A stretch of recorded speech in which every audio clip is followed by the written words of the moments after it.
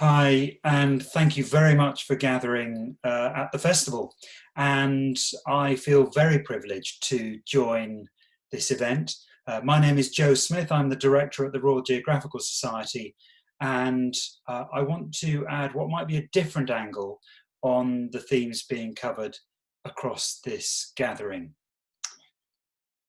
My title, How to Stay Safe and Enjoy Your Visit to Campsite Earth, signals the fact that I want to stretch our imagination across time, go back 50 years to think about how we've come to think the way we do about our relationship with planet Earth, and to sketch out some of the ways that we might think differently about it, particularly in the context of the pandemic.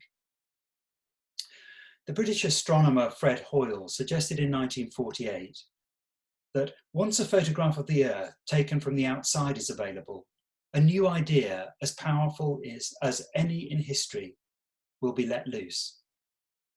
I think that powerful idea was environmentalism. And since attaining this new perspective on our planet, we've been driven to think harder about the terms of inhabitation of our only home in the universe. This Earthrise image that I'm showing you was taken by the astronaut Bill Anders on the 1968 Apollo 8 mission. You could consider it the mother of all drone footage, and it's one of the most reproduced images on the planet. I find it fascinating that having gone all that way, these expeditioners could barely take their eyes off home.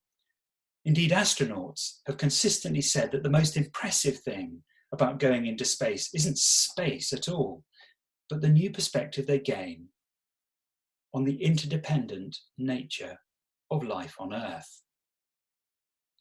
This new understanding of human-caused global environmental changes that we've developed across the last 50 years, I think serves to change us. One way of putting the impact of new knowledge about biodiversity loss, or in more recent decades, climate change, is to suggest that these kind of finished Darwin sentence, they confirm that we're in and of the natural world. But more than that, we have to now recognize that we have the capacity to shape the whole system, for worse, or I want to suggest, potentially for better. In other words, we're the greatest source of jeopardy, but we also have the wit and the power to support recovery.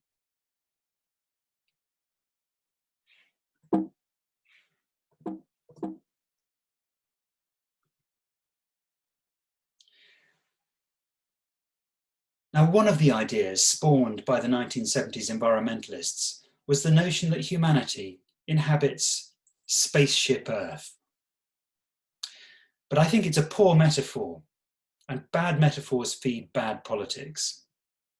It conjures up a tech-spangled cargo ship we might label hubris, where, armed with the right calculations and kit, accurate solutions can be devised to meet any challenge.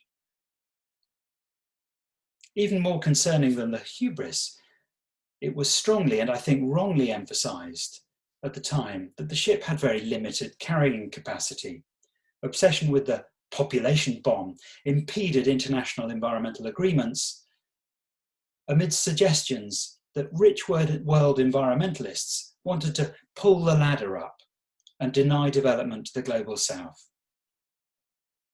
Also, the scarcity and extinction messaging that came freighted with Spaceship Earth metaphor, and that has dominated so much of environmental messaging since, slowed the uptake of simple insights into how a combination of food security, education, good public health care together offer the fastest routes to stable and secure populations globally.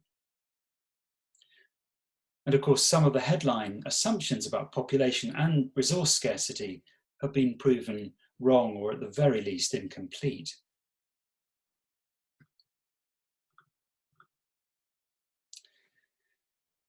This reminds me that our debates and actions need to be as dynamic as the blue marble itself, and that leads me to challenge some persistent themes and tones. Among other things, I want to question the wisdom of putting so much emphasis on urgent declarations of crisis and emergency.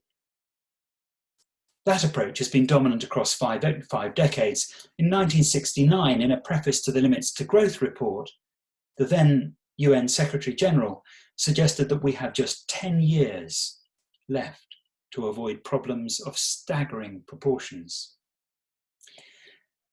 50 years later, the young visionary and provocateur Greta Thunberg tells us our house is on fire and that we're less than 12 years away from not being able to undo our mistakes.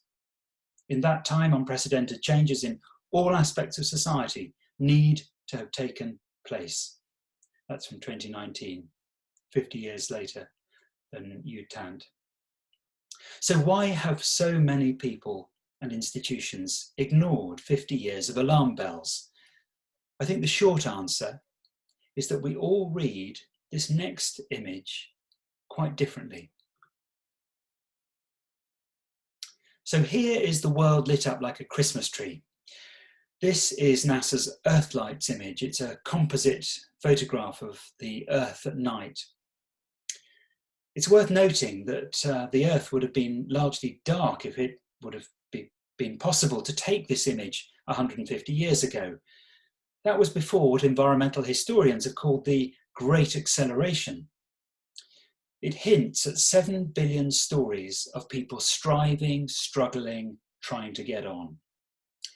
So perhaps the biggest reason people haven't responded to calls of eco-crisis and emergency is simply that most people have other, more immediate concerns on their mind. I find Earthlights a powerful thinking tool, summing up quite a lot of the complexity of our interdependent lives. Personally, I read it as a positive story of human achievement and potential. A world with much human thriving. I suspect most people would. But it also signals for me and many others both tragedies and jeopardies. Of course, it's an index of uneven economic development, of also resource exploitation, and now increasingly for many of us, it's a measure and a signal of climate change.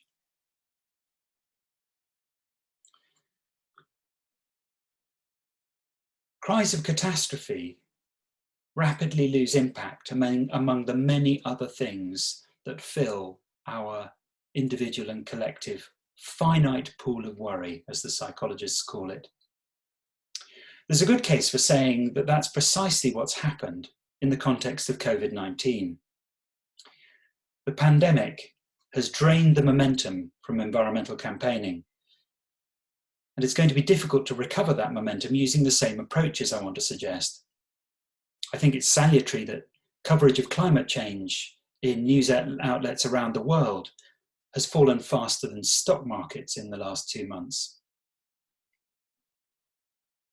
So I want to suggest that pathways to sustainability lie not in activating universal environmental awareness, but rather in trying to stitch sustainability into the weft and weave of what we might think of as a weatherproof and future-proof, protective and long-lasting policy and political fabric for us all.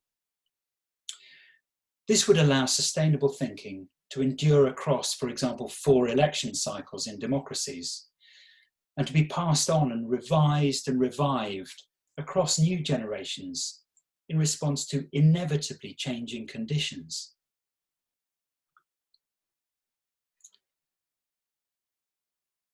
So we face a difficult bundle of issues to both research and communicate in the fields of conservation, biodiversity loss, and climate change.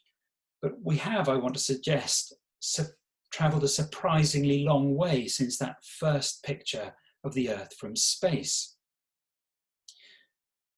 We've arrived at a point where a workable majority of people in most countries are convinced that climate change is happening and is human-caused. Concern at loss of habitats and species is widespread, as is awareness of the health and other costs of pollution.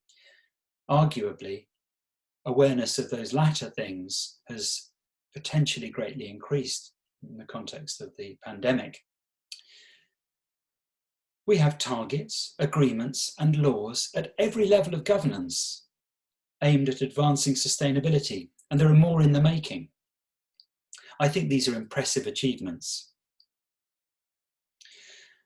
But my own and others' social science research tells me that most people have a pretty good nose for authenticity, and they know that the transformations that can take us to a more sustainable society need more than ink on the pages of, say, the United Nations Paris Agreement on Climate Change or national or local climate legislation.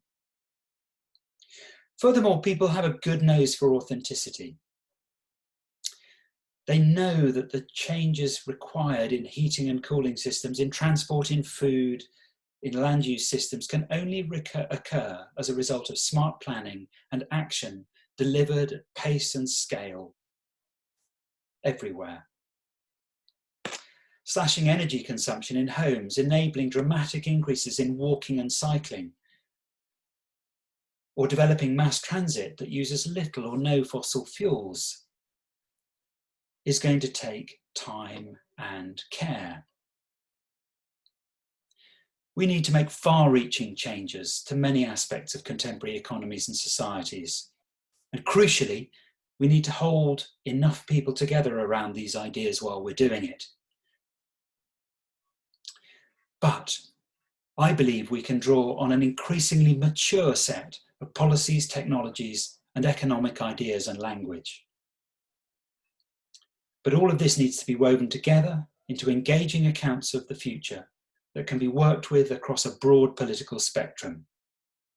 This consensual approach is vital because the changes required need to be sustained across at least 3 or 4 election cycles in democracies.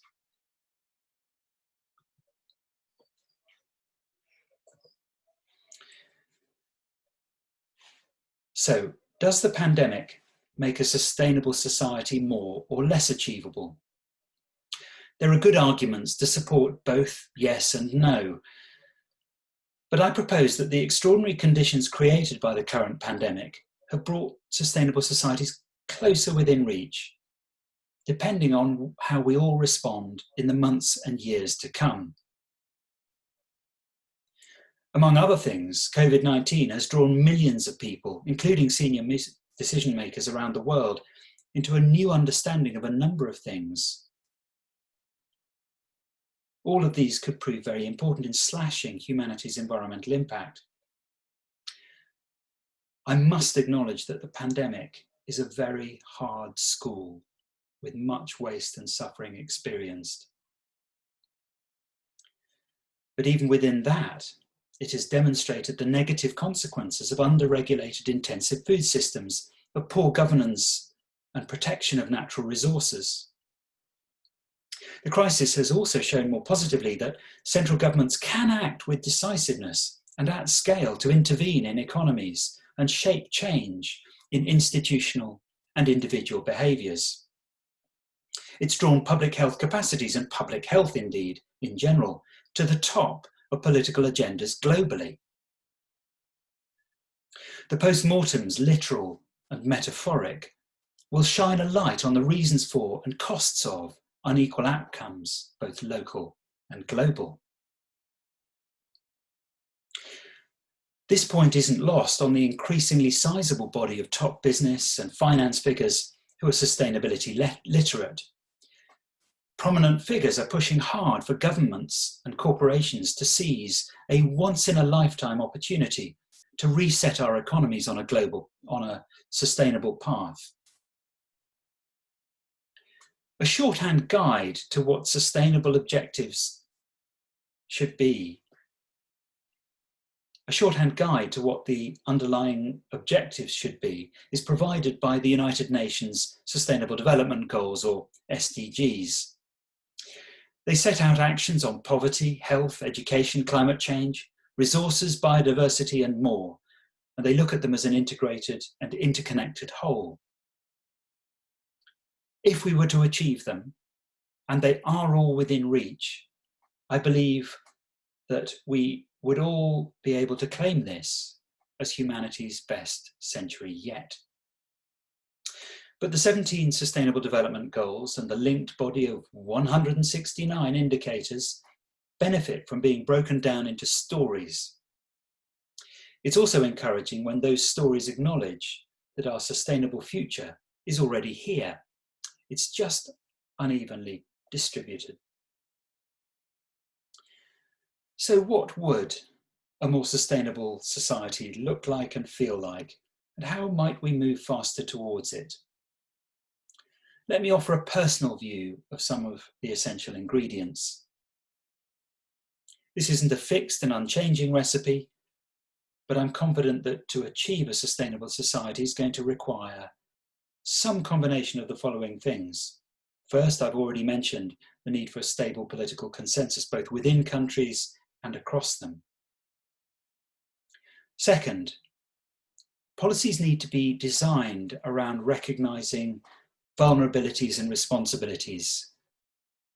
In other words, they need to, at their root, recognize who is responsible now or in the past, and who is most vulnerable now and in the future to negative environmental impacts. That who expands out to the non-human natural world as well, in my view. Thirdly, it involves, at core, better pricing of goods, embedding our best guess at the full social and environmental costs of products.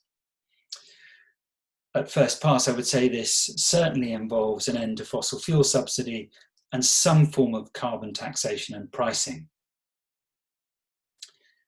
Fourthly, while I've suggested that we're likely to be revising some taxes and prices in ways that increase costs, we should also open up political space to reduce others. One shrewd way of phrasing this was offered by a Republican American senator who pointed to the potential for carbon-funded tax reductions. There are many other such shrewd approaches available to us. Fifthly, we need to support and reward experiment and successful innovation. Sixthly, we need to assert that this plan is not just about managing threats. This should be above all about shouting from the rooftops that we're going to a better place than the one we're in now. Better cities, healthier, more satisfying lives, more enjoyable and satisfying work. So rather than thinking in terms of this as a kind of manual for driving Spaceship Earth, we might be better off thinking in terms of this as a practical guide to setting up a temporary campsite here where we find ourselves. Campers on vacation or on expedition tend to know the code. This is a place you pass through, leaving little trace. If everyone follows a few simple rules, you can expect to pick up treasured memories during your necessarily time-limited stay. But to make this humanity's best century yet, we must stop talking about surviving and focus instead on us and our fellow species thriving. Thank you very much for your attention.